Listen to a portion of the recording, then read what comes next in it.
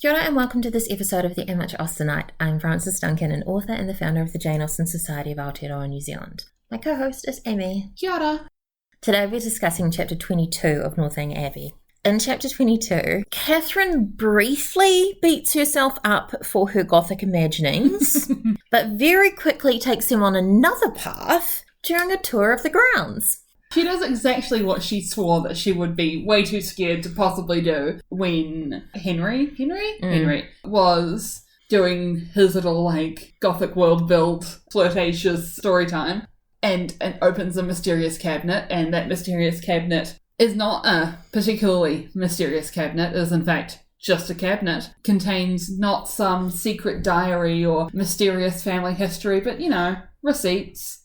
Just the stuff that you put in a cabinet and you kind of forget about. Just the usual kind of random documentation that exists in a house. Oh, that comes back around at some point. You find out whose they were. Catherine realises that not only is it just laundry bills, that the reason she couldn't open the cabinet is because she locked it. And look, I think everyone has had that moment where you're coming home and it's late, your flatmates are definitely already in bed, and you're messing with the key and you manage to get the right key into the right lock and everything, and then you try and open the door and it doesn't open, and you're like, and then you realise that what you did was lock it because your flatmates realised that you would be coming home super late, and then it was a real gross day and they wanted you to be able to get inside as quickly as possible, so they didn't lock the door before they went to bed, and you just locked yourself out for no reason. We've all done it. This is a universal experience. No one can say otherwise. But she immediately is like, the adventure of the chest should have taught her wisdom. Yes, if I'm going to be a moron, I should at least learn some valuable, insightful lesson about it and not just have been a bit of a moron. Heaven forbid that General Tilney should ever know her folly. That I love. That is oh no, the cute boy cannot know that I was this dumb, especially after we spent an hour talking about it on the way here. We can't. It's just maybe it is a little bit his fault because of that. Yeah. He primed her for this. For sure, 100%. He knew what was in the room that she'd be in, right? He would have known what room that, she'd have been being put into. He would have known there was a big mysterious cabinet there. He would have known this for sure. But her idea is that it wouldn't have been found by anyone. The housemaid comes in to open her shutters in the morning. That's what wakes her up. Housemaids would know what was everywhere and everything, but also what this shows to me is that you got no privacy. In one of the adaptations, the maid goes to gather up all the bits of paper, and that seems more believable to me than the maid just leaving it there. Mm-hmm. But then it means that obviously Catherine gets to go and look at it and realise that she's looking at receipts. Beat herself up about it. She goes down to breakfast and Henry's like, were you lying awake? I mean, what if she had been lying awake thinking about him? Yeah, what was he gonna do if she said yes? Because, this is a very flirtatious man. I don't think he's actually ready for her to, yes and his flirtations. Catherine's not ready to yes and his flirtations, so he's safe on that count. But if she had been, this man would have blue screened before blue screens were a thing. But ladies weren't allowed to flirt. No. You couldn't show that you were interested in a man until he was interested in you. It's a whole thing. Ugh. Which is a thing that a lot of current dating gurus still abide by, that you shouldn't act like you like a guy until he likes you. It's all very heteronormative and old-fashioned. Gross. Yeah. There's talk about loving Hyacinth and that she just learnt to love a Hyacinth because of Miss Tilney. And then she's like, oh crap, how do I explain that? Because it was in your house and you were there. And he says a taste for flowers is always desirable in your sex as a means of getting you out of doors and tempting you to more frequent exercise. Is he joking? Is he joking right here, or is he being condescending? I genuinely cannot tell. That's the thing, right? Yeah. She's like, well, no, I walk outside all the time. It's all good. Teachableness of a disposition in a young lady is a great blessing. And again, I'm like, is he being condescending again? Is he joking again? I don't know. No idea either. I do love the mere habit of learning to love is the thing. As a precursor to that line, fabulous. Learn to love stuff. Learn to find an appreciation of stuff you didn't care about before because you've looked at it in a new light. That's good for the soul. I was just thinking it was very more like, oh, so you can learn to love things like me, maybe? Listen, a quote can do both things. The general comes in and stops the flirtation. The elegance of the breakfast set forced itself on Catherine's notice. What do you think that means?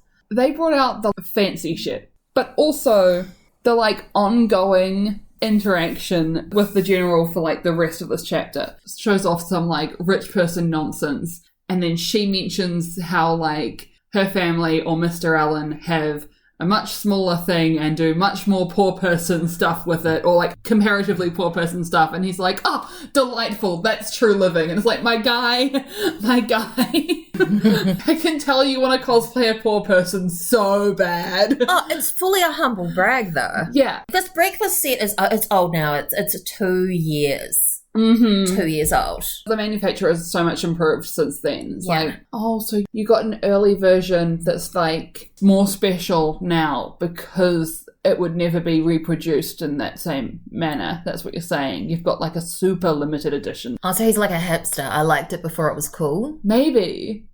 I feel like sometimes rich people are just there accidentally though. And he mentions that he might have the opportunity of selecting a new one at some point. And Catherine's the only one in the room who doesn't understand what he's saying. And I can imagine Henry shooting daggers at his father. Oh, yeah. But I love how oblivious Catherine is, because she would have been so much more uncomfortable had she known. Mm-hmm. Because, I mean, you get it, right? That he's like, when my son gets married, he's going to need a new breakfast set. Yeah. Henry leaves. Sad.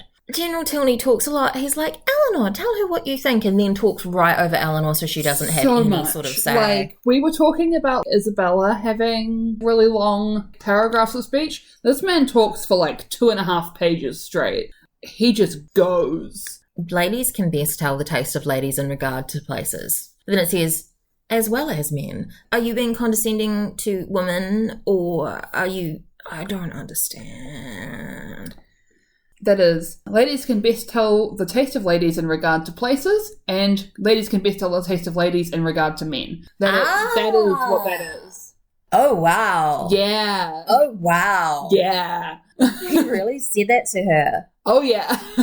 Yeah, he's not very subtle hints. No, this man has not met subtlety. No. I want to deeply appreciate that perhaps it may seem odd that with only 2 younger children I should think any profession necessary for him, and certainly there are moments when we could all wish him disengaged from every tie of business. It's like, what did you do? What terrible business decision did you make?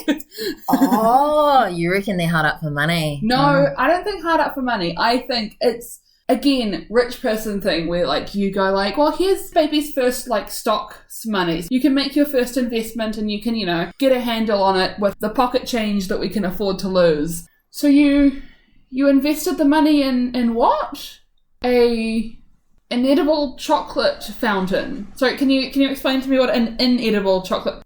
So you can only chocolate dip stuff that you aren't able to eat. Okay, so why are we dipping it in chocolate? For the satisfaction of watching something get... How much money did you give these people?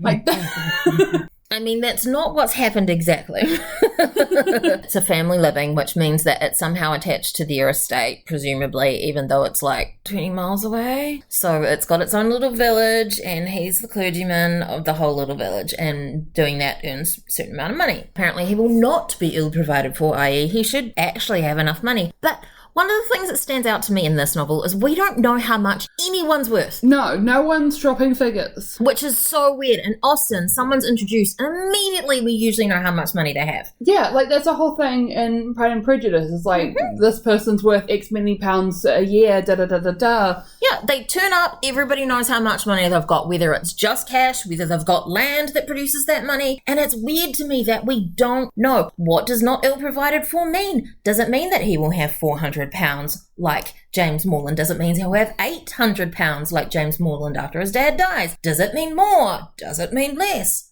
I do like that he's giving his son employment, though. Yeah. It's something that Austen, I think, supports. In Sense and Sensibility, one of the main guys, his mother wouldn't decide on a profession for him. So he was just like kind of floating around for years, and it was not good for him. No. You gotta have a thing to do. Like, women, it's fine. They can just sit somewhere and sew. But men actually need a purpose. Otherwise, they go off the rails. Like, if you look at, again, you haven't read this, Tom Bertram in Mansfield Park, he doesn't have anything to do. So he kind of goes off the rails. You need a purpose. Yeah.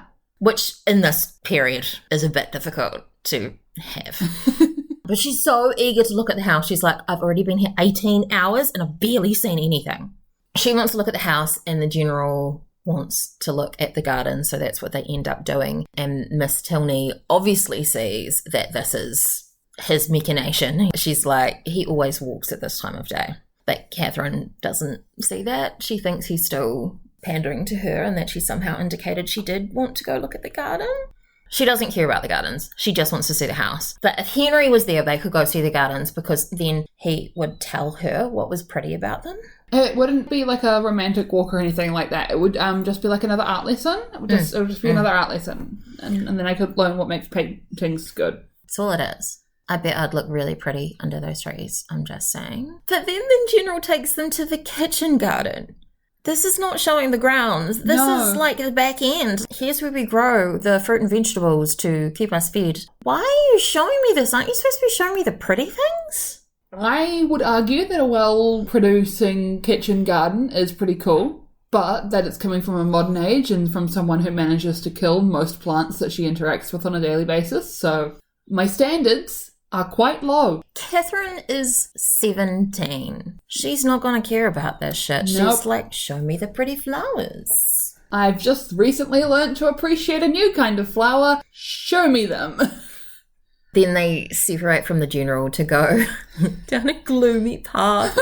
Catherine wants to go down because it's dark, and oh my god, she's just so hilarious. And then the delightful melancholy. Oh, and she asks so many inappropriate questions so eagerly. Oh. And Miss Tilney points out that she's often solitary. It's an increasing issue to not have her mother because she is alone so much, which is what Henry pointed out. Mm-hmm. I reckon that this passage points out that Miss Tilney is actually a more appropriate heroine than Catherine. Yeah.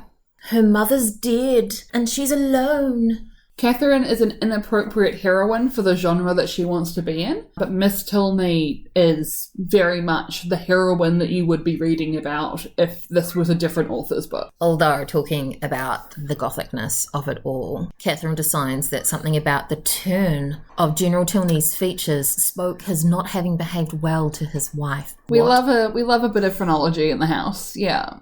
He literally turned his head and she's like, he did it. He treated her so bad. That's why she died. I wrote into my notes for this one that Catherine is very young and very lucky. She's very young in the sense that she hasn't noticed, one, the inappropriateness of all the questions that she's just asked, and two, she doesn't have the life experience to actually understand, like, the nuances of grief, and is very lucky in that she is 17 and hasn't had to experience this in a way that, like, Miss Tilney has. Which means that she is basing her life experience off the stuff that she has read, as many of us do for life experiences that we don't have. Everything I know about London has come from media. I've never been there. I'm unlikely to make it there any time in the near future. The majority of my understanding comes from a bundle of urban fantasy novels that have consumed my heart and soul. Well, I can tell you there are not vampires. Oh, gutted. Because she only has this, like, gothic understanding of, like, rich person family dynamics TM, that is what she keeps putting into place, even when it is very much not the situation. This is just a man who is very much grieving, and a family that is very much grieving, and, you know, maybe he didn't want to see his dead wife's face staring at him when he missed her. And maybe his daughter really needed to see her mum's face when she was growing up without any other, like, female, like, role model around. Catherine doesn't have any of that level of experience or association to make, so she has to go for what fits her understanding of the world, and that is, again, gothic horror. And Mr. Allen, I like that she's brought him back into her mind. Mr. Allen had said to her in the past that these sort of characters that she's making General Tilney, one of those characters, are unnatural and overdrawn, which I think is pretty much what you said in a much longer way. Not that you're saying too many things. But this proves that she discusses her books with the Allens. Yeah, which is cute. It is. They really are like the people she hangs out with. Has she ever hung out with people her own age? She's got her sister, but they're not really close. Yeah, no, like she very much does seem to be that Bath is her first opportunity to have met people her own age at all, really. She's a bookish girl who had to talk about her books with adults, and adults who very reasonably said, oh, this is fiction, so do keep that in mind. But she was 17 or 16 or whenever at the time that this conversation happened, and is like, no, I'm pretty sure my experience of the world is universal. And I'm pretty sure this fictional book is 100% accurate on all of its representations. And that is our discussion of Chapter 22 of Northanger Abbey. I'm Frances Duncan. This has been Amme. Thank you for listening, and we wish you happy reading.